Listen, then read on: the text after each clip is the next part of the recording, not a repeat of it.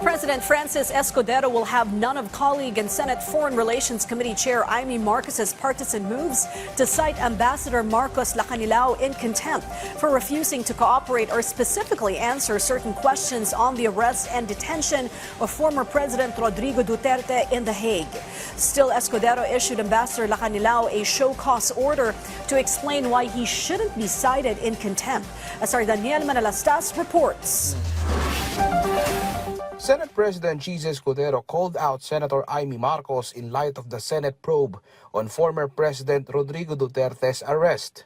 Escudero urged the presidential sister to refrain from using the Senate as a platform for her own personal political objectives. He added he will not allow the Senate to be used to further petty partisan interests, especially those seeking re-election in the May midterm polls.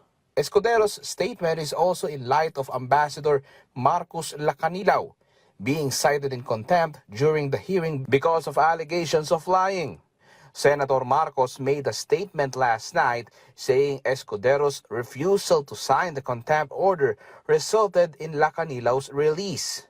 But Escudero clarified he did not refuse to sign the contempt order, saying Ambassador Lacanilao was ordered detained without the requisite approval and due process. And after several hours of Ambassador Lacanilao's unauthorized detention, Escudero said he ordered Lacanilao's release.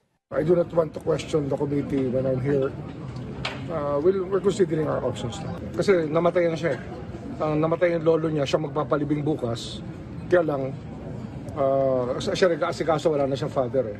Escudero meanwhile issued a show-cause order against Lacanilao, directing him to explain why he should not be cited in contempt.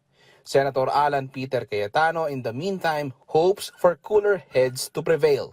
But I've been there as speaker. Hindi ka naman basta-basta pirma ng pirma talaga ng supina or nung contempt order, di ba? But I've also been chairperson na sometimes you want to prove a point and nandun na yung basis. So, yun nga lang advice ko sa dalawang, palamig ng ulo tapos eyes on the ball tayo.